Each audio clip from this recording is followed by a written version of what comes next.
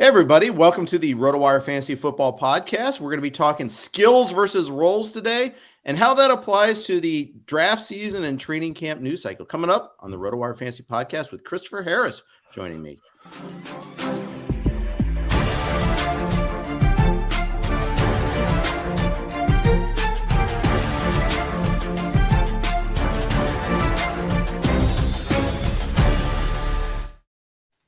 Hey, everybody. Jeff Erickson here from Rotowire and here with my good friend Christopher Harris of Harris Football, who you can follow on Twitter at Harris Football, ironically enough, and check out all of his good work at harrisfootball.com. His fantastic podcast, video breakdowns, film room, all the collaborations he does with Brett Coleman, and also all the good stuff he did in the run up to draft season you can check out too.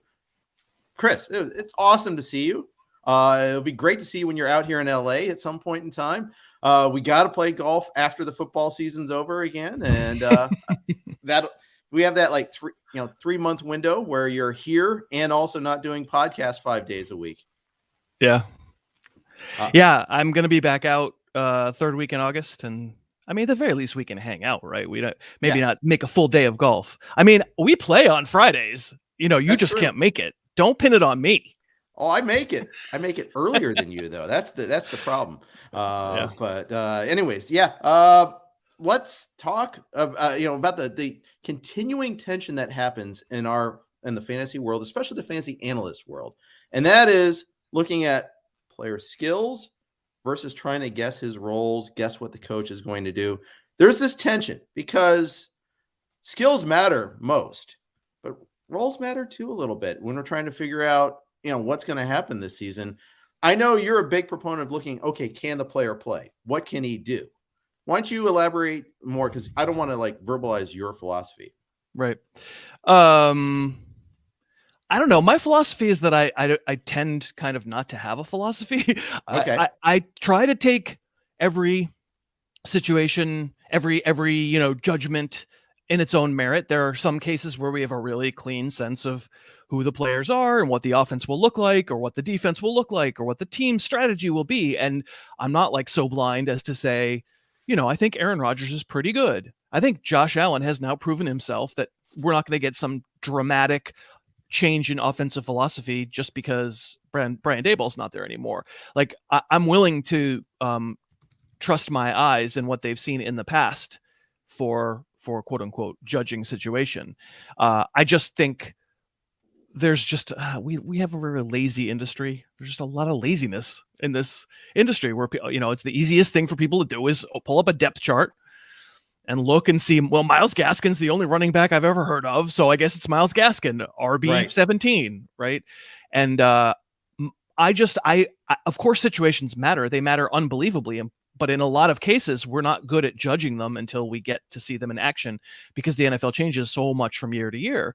So in a lot of cases, when there's a lot of change, when there's presumptive turnover, when there's new players involved or new systems involved, I will try and do my best to weigh situation as little as possible. It's always going to factor in your mind. You're not going to go in with a pure clean slate and be like, the Lions offense and the Chiefs offense are exactly the same in my mind going into this year until they prove me otherwise. That's dumb. No, of course not. But I'm trying to make talent matter as much as I possibly can. My judgment of talent matter as much as I possibly can when I'm evaluating the attractiveness of players for fantasy. I'll give you a perfect example of depth chart scouting. And I was talking about this with Nick Whalen on Monday is the Colts wide receiver room. It's Michael Pittman and a bunch of guys that we're not certain about, whether it's Paris Campbell, whether it's the rookie, whether, it's a bunch of guys we really don't know very well. It's easy to say Pittman's the only game in town. He's going to get all these targets, but that's just not how the NFL works. Yeah, that's a little different, even though that's similarly insidious. Mm-hmm. It's a little different from, it's not that different. No, it's fair. You're not, but the judgment there, I think everybody agrees that Pittman's pretty good. Yeah. And so I would also have a tendency to say, well, I don't know if anybody else for the Colts in their receiver room is any good. So maybe somebody is, and I need to be open to that possibility, but probably nobody can convince me they're good until I see it week 1. Alec Pierce isn't going to do something in training camp, or Paris Campbell's not going to do something in training camp that's going to blow me away so much that I go, forget it. Like, and I'm not going to care that the coaches go, oh, forget it. It's only Alec Pierce. He's so good. He's playing so great. The fact that I know Pittman's a good player, independent of that kind of situation, makes that situation matter, makes me think he can take advantage of a relatively barren depth chart. So, Okay. Like for me, it's much more, Tyler Algier should now be considered X, Y, or Z because who else is there? And the Falcons said something nice. Like I neither you nor I nor anyone else really knows whether that guy can play until we see it week 1. We just don't know. And not knowing about somebody's ability and assuming they're going to inherit some giant workload because you don't trust anybody else in the roster is such a dangerous game. I'm not saying don't draft him. I'm just saying don't draft him. Don't get caught up in hype, which is kind of how Myles Gaskin got where he got last year, where this dude who's like really not that good and never proven anything, but people were going, well, I don't see anybody else in the depth chart, so it's just going to be him. And it turned out he wasn't good enough to take advantage of the situation. Yeah, or just going back to the Falcons and Mike Davis is the only guy on the depth chart there that exactly. Yeah. Although I thought Mike Davis was a pretty good player. That was a bad judgment on mine. Like he had been a favorite of mine back in like the Seattle days. I thought he was not a great player, but I thought he's a pretty good player. And I kind of liked that he was landing in a place where I personally whiffed on that. But you're right. Like the fact that the Falcons determined that he couldn't play mattered way more than whether the depth chart was barren. They turned a freaking kick returner into their starting instead of using him, Exactly. Yeah. And always my point too is, you can always say it's a wasteland, it's barren, there's no one there. Teams find someone. They'll find ways. They're not going to just say, oh, we can't throw up our hands. We can't do anything else. We don't have anything better. I mean, unless you're Houston Texans, maybe then they do that, but in some positions, but it's for the most part, there's always someone else. I mean, there's a lot of players looking for a job that can play that just need to be given that chance in many cases. Yeah, and a lot of times what we're talking about are running backs because that's the commodity. That's the thing that's the scarcest, the hardest to find, the reliable every week running back. Matters at receiver too. Like you just mentioned the Pittman case, and maybe that's not the perfect case just because we think Pittman's a really good player. So we like the fact that he's where he is, even though he's not going to get 190 targets, it's probably not going to work out like that because there's quote unquote no one else. But like, I don't know. I don't imagine for just a team that randomly comes to mind because of where I'm talking to you from, but the Patriots have a lot of targets up for grab and have a lot of names. So there's not a who else is there type situation, but there's a way for you to talk yourself into a bunch of different guys if you really want to. And the reason we're not going to talk ourselves into any of those Patriots receivers is because we don't suspect that any of them are all that good. That matters. Yeah, I think that's a great point. So let's try to filter some of this noise. Let's apply this to the current news cycle. And Tampa Bay was obviously the biggest team making noise yesterday, both on who they signed and also who they didn't put on the PUP list. I mean, it was a very busy day in Tampa. Julio Jones agrees to a deal with the Bucks, and that blew up Twitter for a while there. A lot of RIP Russell Gage shares, and what's that happening to Mike Evans? I want to ask, first of all, does Julio Jones have anything left in the tank? Because when we saw him last with the Titans, I was underwhelmed with what he could do. Were you? I don't know. I couldn't even tell what he could do. They didn't throw him the ball. Yeah. I went, you told me what we were going to talk about, and I knew that Julio was in the news. So I did you the honor of going back and watching every route that Julio ran in the playoff game against your Bengals. Yeah. And I don't know. He looked fine to me. They didn't throw him the ball. Like they didn't ask him to do stuff that Julio used to do. Okay. But like he got open occasionally. AJ Brown was doing the things that Julio used to do in that offense. Right. So like I went back. I sort of, I mean, it wasn't a full-time role for Julio after he got hurt. He missed like a month. He came back. He was running 25, 30 routes a game, maybe less in a couple situations. And there was a Texans game late in the year where they were losing and came back, and I think he scored his only touchdown. Julio scored his only touchdown of the year in that game, and he made like a Julio-esque top of the route, juking to the in, running to the deep out, and the defensive back fell down like we were used to seeing. He's a year, like, what does he have left in the tank now? I don't know. He's a year older. He was 32 then. He's 33 now. He's not coming to Tampa to replace Mike Evans. He's not coming to Tampa to replace a healthy Chris Godwin. So the idea that he's in himself is this important fantasy factor. No, I don't believe that at all. But I also didn't come away from watching those routes feeling like, oh no, here's somebody who's totally completely washed. He okay, good. Just flat out can't get open. I think, I don't know if he makes the team, right? I don't have any idea. Cause again, I'm seeing something from a year ago, but I didn't watch that. It's easy to look at numbers and just go, oh, he obviously had nothing left, which is what everybody on Twitter and everybody in our business, not everybody, most people in our business are doing. They're just they're looking at the result and they're going, I know that he had nothing left. And it's possible, because if you assume rational coaching and, that they would have used a dude who was going to get open a ton, but there were extenuating circumstances. So I'm not willing to completely close the book. Fair enough. If you go to Chris's ranks, which, by the way, wide receiver ranks were updated this morning. Because I had to put Julio in. Yes. You have Julio around 60 among wide receivers right now. And obviously, there's obviously room to go up and or down on that, depending on what we see. Sure. I don't think he's going to go too far up based on training camp. I think that's probably about, like, Russell Gage went down a little bit, but I still have him ahead of Julio. I think they're all draftable just as like reserve receivers. Right. It's the Godwin thing that I don't know what to make out of. He tore his freaking ACL. Like, yeah, we talked on my show, I don't know, I guess last week, about how it was weird that these like seriously injured players, the James Robinsons and Chris Godwins, who should probably not contribute until late in the year at the earliest, how people were still drafting them because of a couple of happy beat reports. People were still drafting them as though they were kind of just themselves. And now, boy, the tendency is going to be do that. I can't believe that Godwin would be like pure Chris Godwin right away. I don't care. I agree. List. Yeah. And when the Bucs signed him, and when they first applied the franchise tag and then agreed to a long-term deal, I was a little surprised at those developments too, given his injury history and his current injury. The injury history would be, to me, more relevant. I mean, the current injury, you have to pay him. If you want him to be on the team long term, you don't really have a choice. You have to pay him. And fair. You as a listener of my show, you are aware of my thoughts about the salary cap. I think it's completely fake and garbage, and teams can spend whatever they want as long as they're willing to pay more real dollars than salary cap dollars. You just got to throw a lot of real dollars at your team. And the Buccaneers are obviously in the mode where they're willing to spend basically everything they can spend. They probably look at the Rams budget from last year and they're like, yeah, we made a mistake not spending as much real cash as the Rams spent, because that's, we might have won another Super Bowl. Absolutely.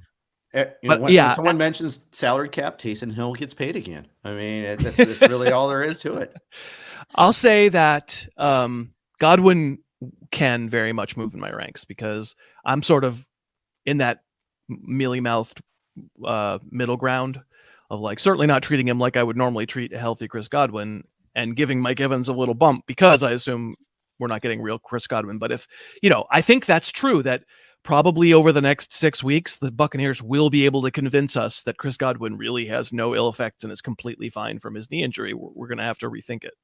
Yeah, absolutely. Yeah, both he and Robinson, both. I was stunned that they didn't go on the PUP list. But it's not the all clear either. It might just be that, they don't have a roster crunch, right? They just don't have a lot of other guys where they're like, we got to make sure we have enough. And they might just not have needed the spot yet. Right. It's hard to know. Yeah. Yeah. So, but yeah, it's big news. Lastly, in that grouping, though, Russell Gage. What are your thoughts on him as a player? I think he's fine. I think he would be like sort of the platonic ideal of a slot receiver in a lot of offenses. He isn't the platonic ideal of a Tom Brady slot receiver. Okay. And I don't think they have one. I don't think Godwin really is one either. I'm thinking of the Edelman, that phylum genus, whatever you want to call it. Like some, even though Danny Amendola in that offense and the Patriots played outside a little more, but something Wes Welker, that sort of player, the Welker Edelman sort of player, the one who's like open in a phone booth and super reliable about they're always going to be exactly where they're supposed to be so that full trust can be earned and the ball can be thrown before he ever turns his head.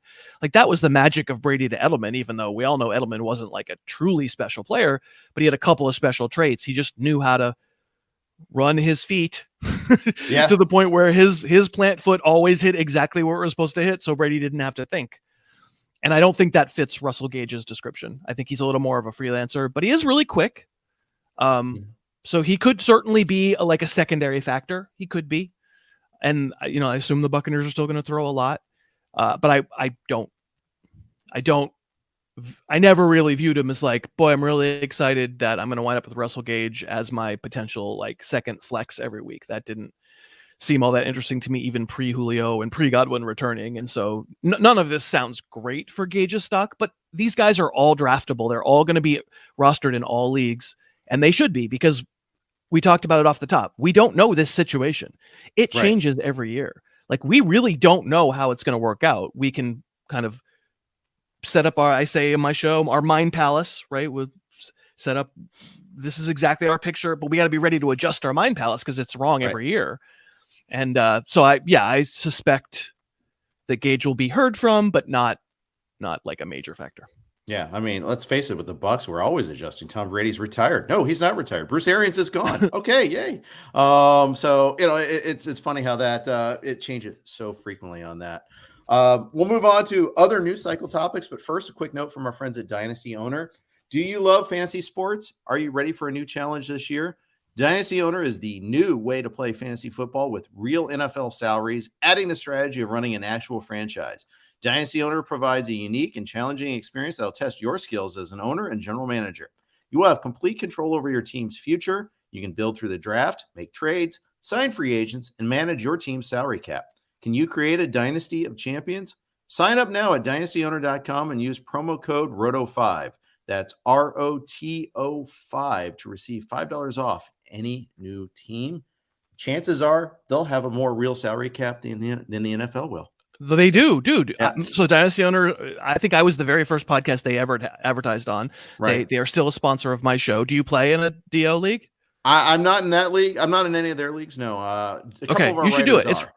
It's super fun. I'm in one. It's really cool. I wish I had more time to pay attention to it than I do, but the whole selling point of it, I'm just going to make your case for your spot, is that you are working with a hard salary cap. So the player salaries actually matter. So like Joe Burrow just got less valuable in that format because he just started making way more money, right? Because he's going to get a big. Did he get his big contract yet? No, he hasn't got paid. No, it's coming. Got one more year. He's got one more year. So when he gets paid, he'll be worth less because like Aaron Rodgers was a free agent in that league last year because he makes so much that people against their cap were like, well, it's not worth it. Like I want the cheaper guy. It's really cool format, Dynasty Owner. Really cool. Yeah, it is. I had Tim on last year on the podcast, and he's on with Alan Seslowski on Fridays. One of these Fridays coming up, he's going to be on there. Yeah, I love the idea. I just wish I had the bandwidth. I'm in too many leagues as it is. Yeah. But man, that would be fun to be on that one. It's a great sounding format. I caught your podcast before, I don't really listen to the part where I was on, but I wanted to hear your part on Rashad Bateman. I hate listening to myself. Like everybody else. It's like, no, I love it. It's like, actually, I'm listening to myself right now. Okay. Yeah, there you go. It's like the Far Side cartoon. I don't really sound like that, do I? Yeah, you do. Should I temper my enthusiasm for Rashad Bateman? I don't know. Qualify your enthusiasm for Rashad Bateman. I drafted him. I drafted him in the 6th round in a 12-teamer last week, and I thought that was too late. I don't have any idea. I have no idea about ADP right now, man. Oh, I know. I understand. Okay, let's say I probably have him around wide receiver 20. Does that help? It does help. I'm a little lower than that. I see it. I understand why. Mm-hmm. Again, that's a who else is there kind of situation, right? A lot of helium that we'll get into Rashad. I should have thought of that. That's a great example. Like, I would argue that based on last year's film alone, which has tons of caveats, a huge number of buts to it, but based entirely what we saw on film from Rashad Bateman last year, the who else is there argument would be a huge flaw. He didn't do very much last year.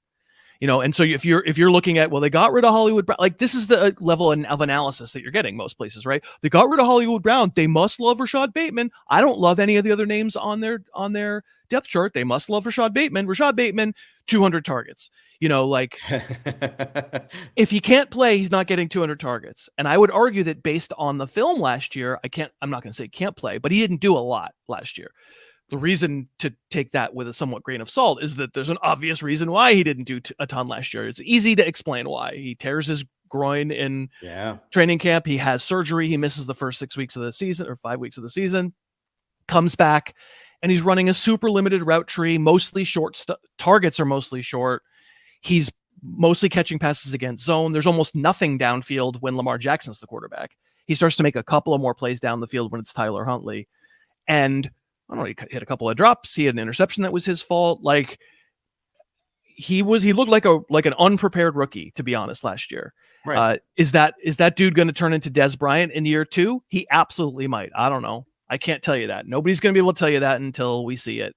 But we have to weigh like I'm ranking him inside my top 30. So I'm not trying to tell you your rank is stupid. Not at all. Like I understand where it's coming from. First round draft pick, all the ancillary statements that the Ravens are making about their trust in him. I get it. Sometimes that trust is misplaced, and there's an X% chance that what I saw on film last year means that he's a little bit overrated as a guy, as a talent. Mm-hmm.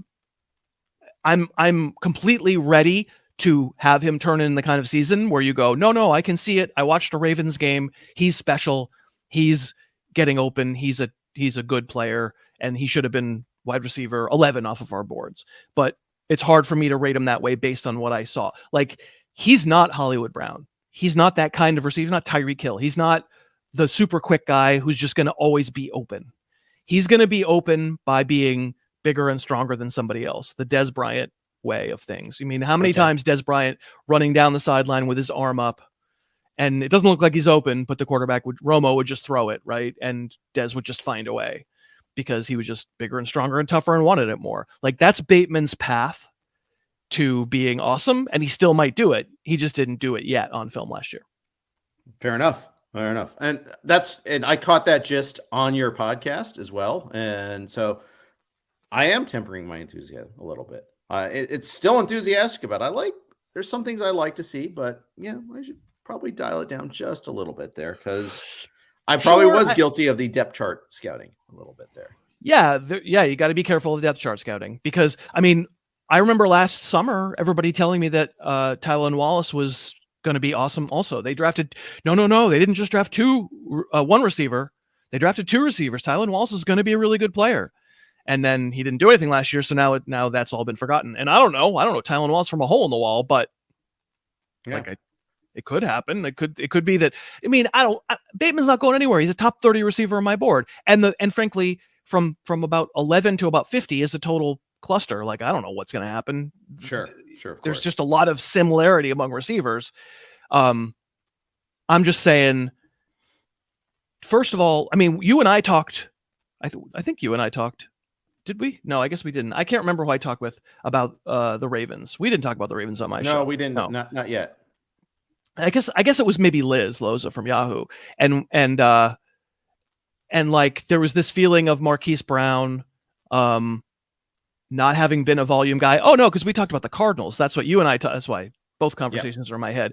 Like, Hollywood Brown somehow not being a volume guy with the Ravens last year. And I'm like, well, yeah, he was. He was totally a volume guy. That was me and you. Yeah, I do. Yeah. And he had 10 plus targets on like 7 or 8 games. And especially early in the year when Lamar was playing. I just don't think that's the path, though, with Bateman, because he's not the same kind of, he's just always open kind of player.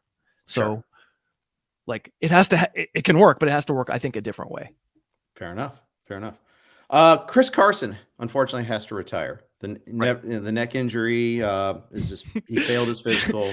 I'm not laughing at Chris Carson. I'm laughing because also on my podcast this week, I made you talk to me about what if Chris Carson comes back? Yeah. And you were like, I guess I'll have that conversation with you for 1 minute. And then like 6 hours later, he was retired.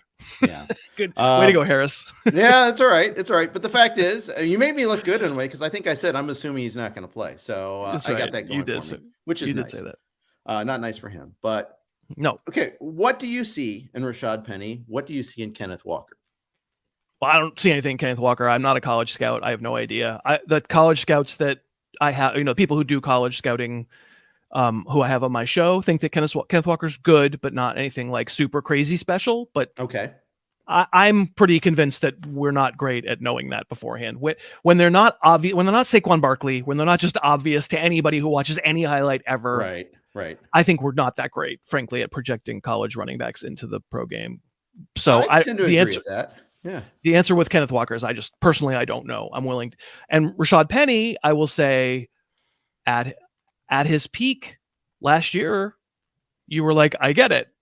That's real. That's legit. This isn't Dearness Johnson turning in a couple of big games randomly where you're like, I don't see Dearness Johnson doing anything like amazing. He's not falling down, I which makes me think maybe that's not going to last. Rashad Penny was doing some pretty amazing things at his size. He had acceleration and pop and enough directional change for me to go, that's not typical for a player his size. He ran like a little guy, but he's a big guy. And that was pretty impressive.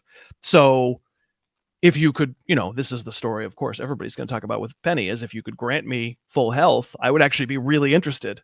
I would draw the parallel like young Jonathan Stewart. Mm-hmm. That kind of player who I was very, very in favor of. I was a big Jonathan Stewart proponent. Even when he was with D'Angelo Williams, I thought they were both awesome for the Panthers in fantasy, and they both turned out to be. So if the idealized version of Rashad Penny is like young Jonathan Stewart, young healthy Jonathan Stewart, that should appeal to everybody. That guy probably beats out Kenneth Walker for the most valuable running back in Seattle, because I don't think people are thinking that Kenneth Walker's quite that. But A, will he stay healthy? And B, will the Seahawks ever let him get to the point where he has the kind of workload to prove it, because they're just worried about him not being healthy? Like, my assumption is that that it's some sort of messy split, but I would, skills wise, guess that Penny has a higher ceiling. Fair. Yeah. And I think he's proven that, in those glimpses, when he is healthy, he can play. We see a quarterback room, or quarterback situation. I hate saying room. I say it all the time, and I hate it now. I've at the quarterback position. Yeah, they are weak at the quarterback position. You've got there you go. They don't have Drew Lock. We've seen what he, a lot of what he can do and cannot do. We've seen Geno Smith, and it's even worse. There's a presumption, and there's talk. It's outright talk saying that we want to run more. Pete Carroll always says we want to run more. So I assume there's going to be a lot of carries to go around. I don't think that's really going out on a limb. There's a lot of carries to go around every single team in the league. This whole obsession that this industry has with run pass mix is hilarious to me. Mm-hmm. Run pass mix is pretty much the same around the league, pals. Like, if the Seahawks run more plays than they pass this year, I will be really, really surprised. It's not the league anymore. They're going to throw. Everybody throws. Right. They threw the whole let Russ cook thing. They threw a ton. They threw more than they ran in the whole complaining about Russell Wilson days. Like, that whole conversation to me is just kind of nonsense. There's plenty of running to be done on every single team. There'll be plenty of running to do in Seattle. If you're judging anything, not you personally, if anybody is judging their draft strategy based on anything that comes out of Pete Carroll's mouth, my God, you can look back 10 years and find the number of times he told the truth. Like, he just that's not what he does. He's Petey Sunshine. So there's plenty of carries, but if it's a terrible offense, who cares? If it winds up being really bad, then the carries aren't worth anything. Houston had a lot of carries last year. How'd that work out? It's just a bad team. Jacksonville had a lot of carries last year. Didn't work out. Detroit had a lot of carries last year, here and there. But if you're on if we suspect Seattle's a bad team, and if Drew Lock is their starting quarterback, I kind of suspect Seattle's a bad team, then the fact that there are a bunch of carries, as there are on every team, probably means less to me. Yeah, that's a fair point. It's a good point, in fact. Um, I like Rashad Penny. I'm willing to take the chance, and I don't want him as one of my top two backs, but You I probably won't like have to having. take him. Yeah. But you don't have to take him to be one Yeah. of those. And I will take him ahead of Walker. It's not that I won't take Walker, but I will take Penny ahead of Walker. In fact, I have ended up with each of them on multiple rosters so far. I've done not just best ball. I've done I had to do a mock. I hate mocks, but we had to do a mock for the magazine, so we did one. Scott Fishbowl. I did. I did. Couple of drafts when we were in Vegas last week. So for the company conference. So, those are the ones that it's like, okay, it's in person. We're drafting. Okay. I feel like now I'm really starting to be in fantasy football draft season. That's what really kicks it off for me. So I'll ask you a question right out of my show with you this past week. Is there anything that Kenneth Walker or the news around Kenneth Walker could do in training camp to make you go, oh, you know what? I'm starting to think maybe it actually should be flip-flopped. It would be like such raves, like the beat reporter saying Walker's getting almost all the first team snaps. That would do it. Boy, he's got great hands and he really gets blitz pickup too. Right. That they're not going to say that, but you know what I'm saying. It'd be you never know. Yeah, no, I think that's right. Yeah. I think it would have to be Sig Bloom always says the drum beat, right? It would have to be that repeated drum beat over and over. No, you don't understand what they have in this guy. No, you don't it can't just be some stray, gosh, it looks like Kenneth Walker sometimes is okay at this. Right. It would have to be Edger like James. Yeah. Exactly. Undeniable. Yeah. Yes. Yeah. That's always my go-to example of when training camp in the preseason matters, because it really mattered that year. And if you weren't paying attention, you missed out on a guy that deserved to be a first-round pick. And by the end of draft season, sometimes was at that turn, but rarely do you get that. It is just, it's not a unicorn, but it's a rare thing for sure. You're skewing old, Jeff. I don't know if you know that, but that's more than 20 years ago. Dude, I'm always skew old. You should, my anytime I do any pop culture reference, it's 20 years old. Guaranteed. And it's an audience of 2. I get it. I understand that. But I'm not going to be making current pop culture references. They're always going to be ones of my young adult or teenage years, my formative years. Because that's when I had time to pay attention to pop culture. And since then, not so much. So yes, I do skew old, and I'm unapologetic about that. Before we move on, got to share one other sponsor note. Let's go ahead and do that right now. Do you love fantasy football but struggle to get your friends or loved ones interested? You're in luck. Fantasy Football for Dummies is the book for you. It takes anyone by the hand and walks them through everything you need to know about playing fantasy football, from the basics of drafting to more advanced concepts and strategies for weekly play in the playoffs. There's even a new section devoted to daily fantasy sports and how to win real cash prizes. With this book, your friends and loved ones will get up to speed on your favorite game and be able to hold their own in any fantasy football league. They'll all have the information at their fingertips to make informed decisions on how to have a successful draft, who to start, and who to bench each week. And finally, they can experience the thrill of victory and avoid the agony of defeat against their competition. Who knows? They might even get good enough to beat you as well. Share the love and purchase your copy of Fantasy Football for Dummies today. I'm Jeff Erickson here with Christopher Harris of harrisfootball.com. We're talking about skills versus roles, dealing with that in the news cycle here. And I want to talk a little bit about San Francisco. This is great. This is a great noise item right here. This is Trey Lance's team. That was the comment yesterday going around in Niners Twitter. Okay, we already knew that. It's official, but we knew he was going to start all along. But they granted Jimmy Garoppolo the chance to seek his own trade because they haven't pulled one off yet. Any of that at all move the needle on where you have him ranked? No. Because you're right. 100%. This was all determined long ago. The only thing that would have moved the needle if they'd come out of that meeting saying, we're going to keep Jimmy. Yeah. And that would have been like, oh, that would have been awkward for them and awkward for us. But otherwise, it was already baked in. We're smart enough to read between the lines about you can seek your own trade, and we're going to make that public, which is exactly what you said. They can't find a trade that they like. And there's no chance in the world that Jimmy's going to find a trade that he likes. So this is ending in a waiver, by, I think does it have to be post September 1?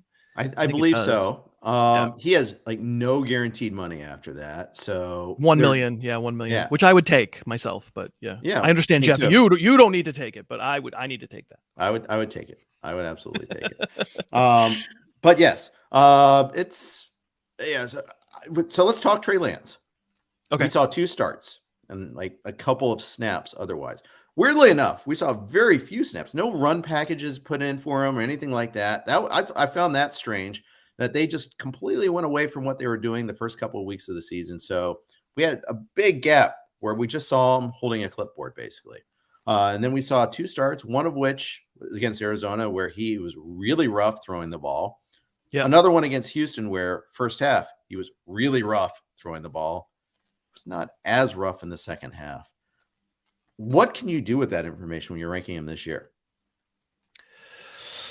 I think the smart thing to do is to treat him kind of like Jalen Hurts last year, which is to say, he's draftable. I'm recognizing that he has his fantasy value is just divorced from his real life value because of the running. Right. But there is a chance that he has to get benched. Yeah. There's a chance. I don't think I could draft him to be my fantasy starter. I think I would probably be more of the mind to say, if somebody else wants to take him in the top 12 quarterbacks and have him be your starter, more power to you. I'm going to tend to wait on quarterback anyway. So I get whoever, Stafford, as the 11th quarterback, whenever I'm ready to start taking quarterback. And then I go, you know what, for fun, if he's still available, I'll throw in a few rounds later, a Trey Lance pick, just to see. I just don't know that the reward matters that much. I mean, Superflex, it matters more, right? You're certainly more willing to take the chance on the higher upside, scarier downside guy in a Superflex league, just because you presumably can find a replacement. And if you can't find a replacement for that second quarterback, you can start a running back, you can start another position. It's not optimal, but you're looking to get that second guy who is a total crusher, just turns into a 30 to 30 plus point a week monster because of the running. I just don't think it's guaranteed that he can play. There's when it's that big a difference between, Jalen Hurts still has the same question. I'm sorry to say, even though we're now like, Jalen Hurts, he's a made guy. You kidding me? QB6. Oh my God. Like another dude who could easily get benched by the end of this year because his goodness for quarterback isn't as high as his goodness for fantasy. Yep, that's true. You've got Lance at QB 16 right now. You've got my guy, Joe Burrow, who just had an appendectomy at QB 11. So, and you've got Hurts at 12. Yeah. What would change to move any of these guys in your rankings in training camp or the preseason? Anything? So I sure trust Burrow more than I trust Hurts. My God, I would want Burrow 100 times out of 100 over Hurts. Like, I feel like maybe that's where my big drop off is. You could easily convince me that I should be like QB 7 on Burrow, or it just feels like those guys are all pretty similar to me. Okay. And maybe I came down. The appendectomy's not changing anything. He'll be fine. Unless I hear that he's not fine, in which case, of course, negative news is always going to drop guys. But assuming everything is flowery for him, he's probably going to stay where he stays, and the logic probably, like, if I'm comparing him to, I'm not looking right at him, but I'm going to guess like Stafford's right near him. I certainly have Rodgers. Stafford 9, Prescott. Yeah. So I think the difference probably for me to slight winning thing for those other guys is that as well as anybody that some of the greatness that happened was some pretty wacky downfield stuff that makes everybody, even Jamar Chase, who I love and loved last year and consider a big win for the show and all that stuff, but it's a little unrepeatable. It's a little fluky. I don't look at that offense and I go, yes, definitely, for sure, that guy is going to be close to the leaders in yards per attempt. Yards per attempt doesn't even bother me so much, but like average yards at the target, it doesn't seem to me that that's really that offense, that they had some big plays that skewed it. Even though it's a really good offense and he's a really good player, I think probably there's just a little bit of regression for the huge, like, thunderous, totally league winning weeks from Chase and Burrow compared to last year. I think that's a fair statement. I mean, just all you have to do is look at schedule alone, and you can think, or just the whole concept of regression alone, and you can see that. And I think the one thing that skews in favor of Burrow and the Bengals offense as a whole is they actually went out and tried to attempt to fix the one thing that was broken last year was that offensive line. Yeah. Now, Burrow not getting to practice with them for a while is not optimal, but I don't think it doesn't matter. Doesn't matter. I mean, he got sacked 50 something times, right? Most in the league, 51, way more 51 too. times. That. Yeah, exactly. So like, it's a mistake to assume that immediately gets fixed. They didn't, not everybody they acquired is definitely, going to work. Right. Mm-hmm. And also B, like there's something to the idea that Burrow maybe held the ball a little too long at times. 100% he did. You just look at the Tennessee game. You can see that for sure. 100%. Yeah. And so this is a great, fun. Like I'm psyched for you as a Bengal fan. Like I'm not a Bengal fan. I'm psyched that you're a Bengal fan. I'm psyched that team is just fun to watch. I hope they all stay healthy. Like it's super cool. Yeah. And I think they're going to be really good, but there's probably also, and not in the Burrow rank because Burrow did what he did and he's a really good player, but there's probably a little like of a sheen around the Bengals for having gone to the Super Bowl and acquitted themselves well. When I just rewatched that Tennessee game, they should have lost, like there was no great team last year, and the Rams and Bengals could have lost multiple times in the playoffs before they ever got to the Super Bowl. So to say that they were somehow, now they've proven themselves, they're elite and they're going to be elite every year. I go, I think they're going to have a winning record, but there's a lot of good teams in the AFC, so maybe. Yeah, I'll just say I was thankful that the Chiefs beat the Bills. I think that if they go to, I don't think the Bengals win in Buffalo. Right. I think that they matchup wise, it was worse for them. And although, maybe no Tre'Davious White against, a Chase would have been a problem for Buffalo too. Who knows? I mean, but the thing is, I was hoping it was the Chiefs and not the Bills. We had beaten Chris, I'm using we again. I hope you're happy to hear that.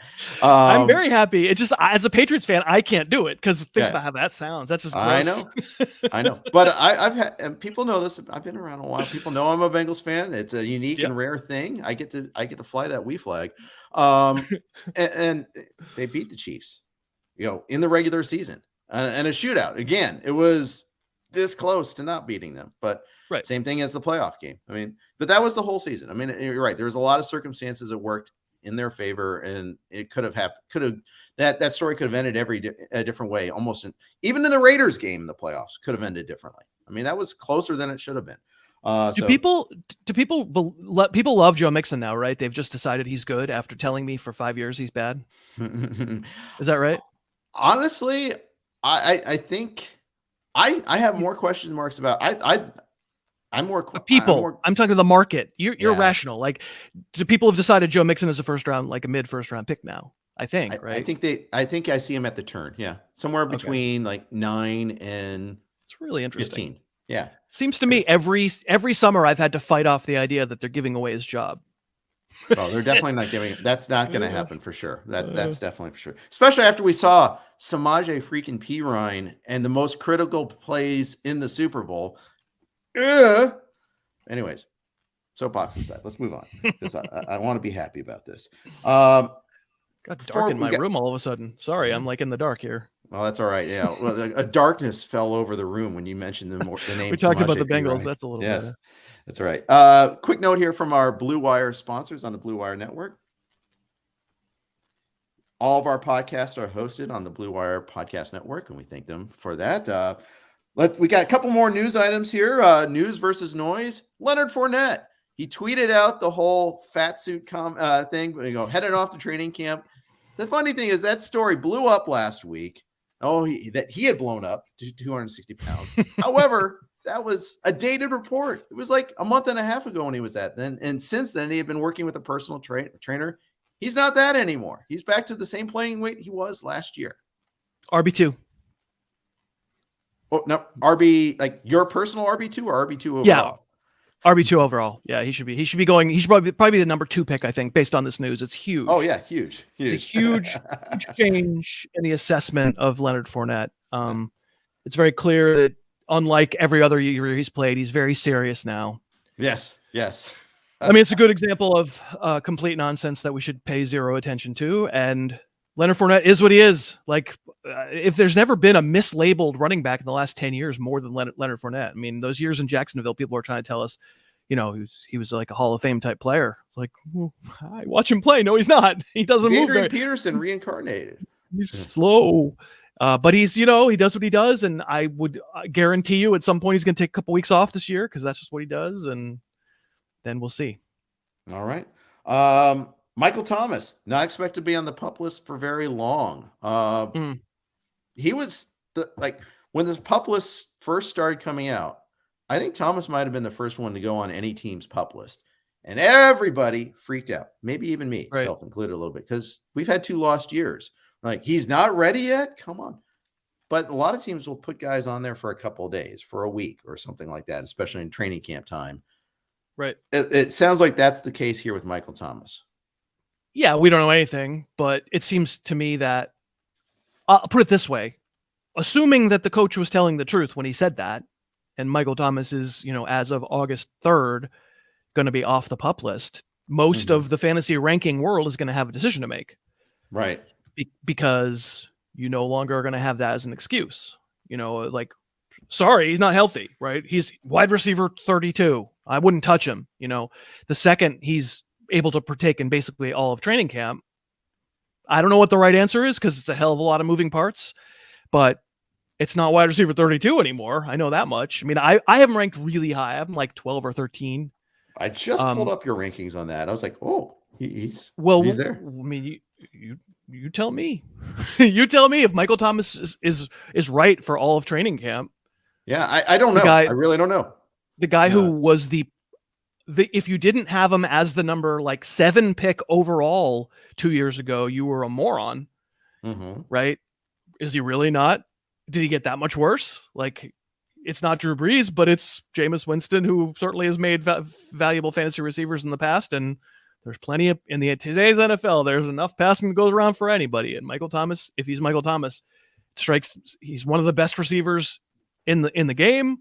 It's obvious that he would be a focal point of any passing game that he was partaking in. So if he's healthy, 160 plus targets is locked in for sure. So all the math people are going to love it. The scouting people like me are going to love it because he's good. I don't know how I get away from him that high.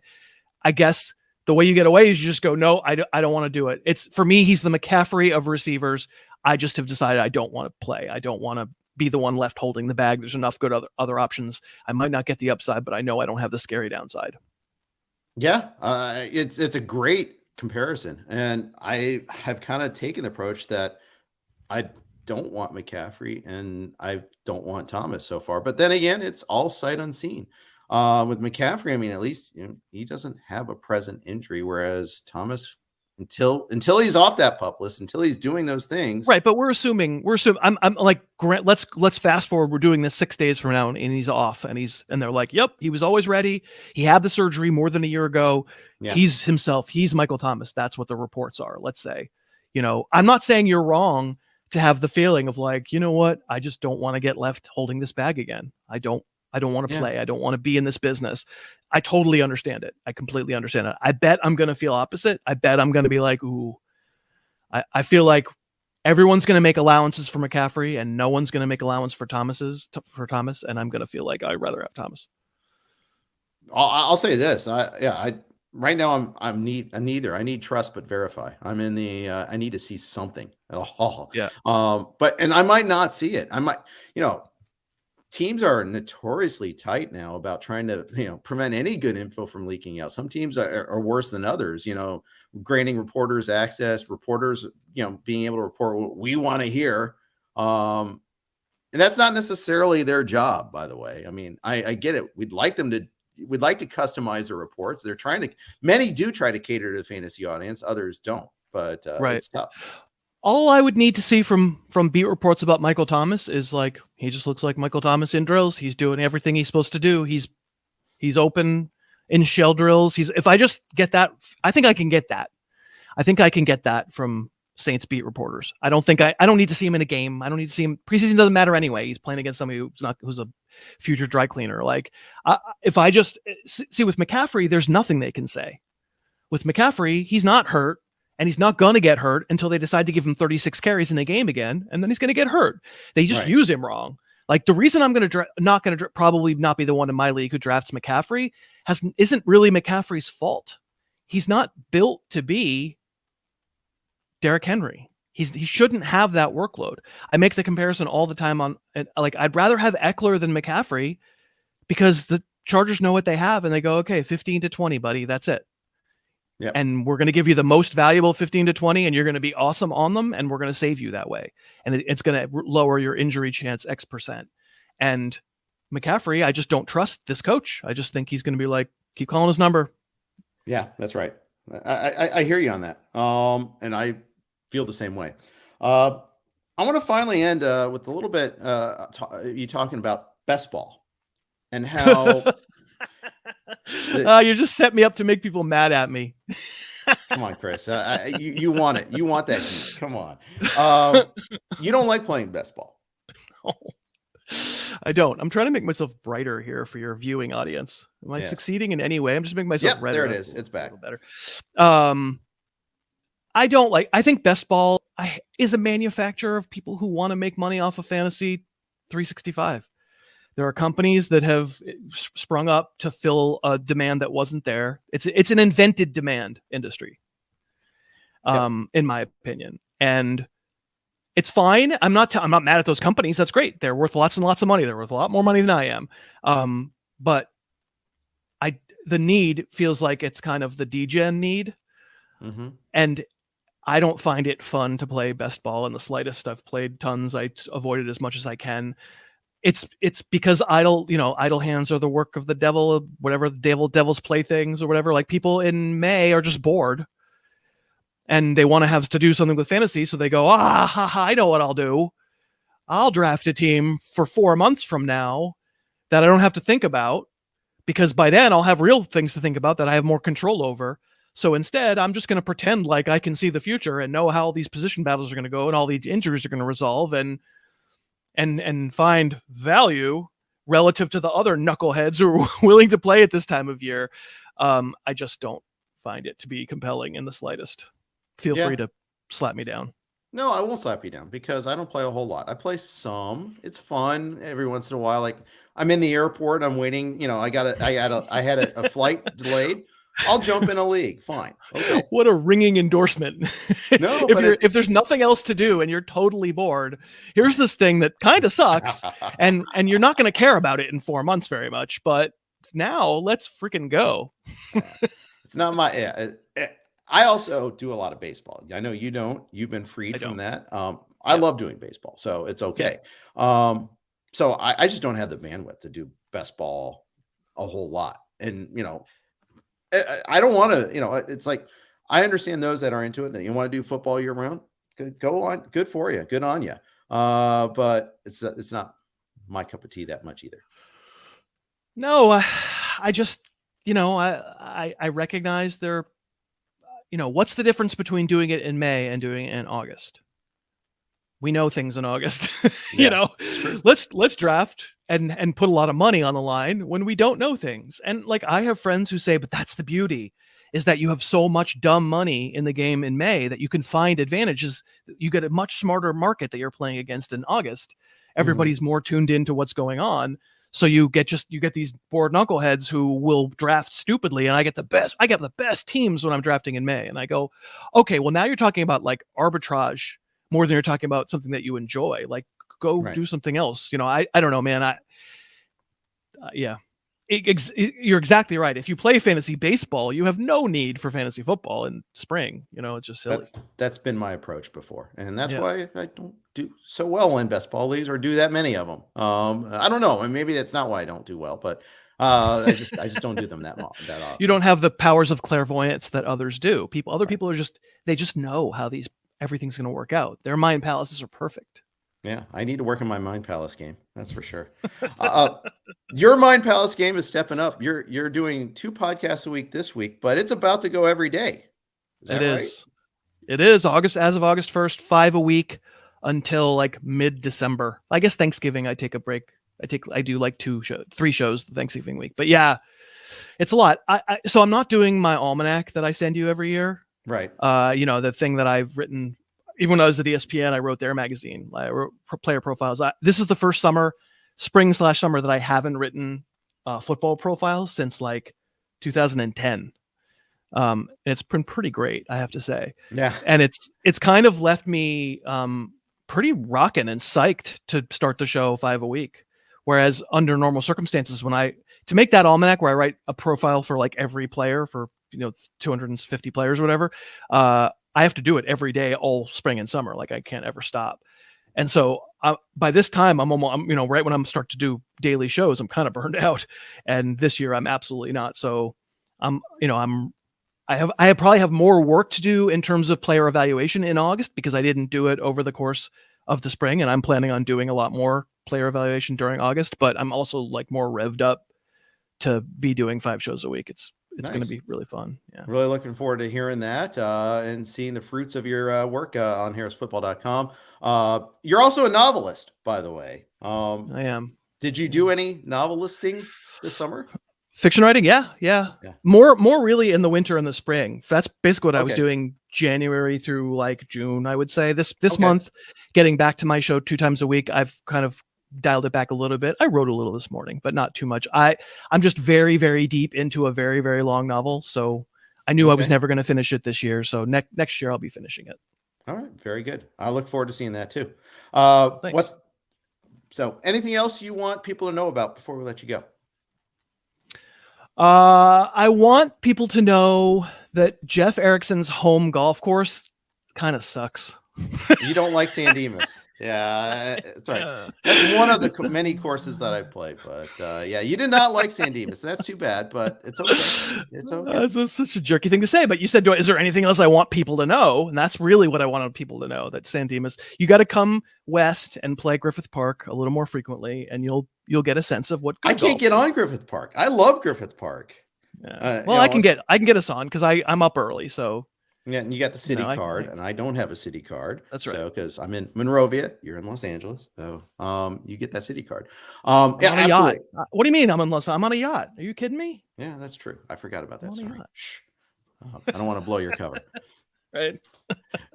Chris, awesome stuff as always. Thank you so much for joining me today and kicking off the Wednesday Industry Guest Podcast. Always a pleasure. Look forward to talking to you again soon. All right, Jeff. Thanks for having me. It was a blast. I'll talk to you on my show soon. All right, very good. Chris Harris, everybody at harrisfootball.com. Thanks for everybody listening. We'll be back again next Wednesday with another guest in the industry. Take care.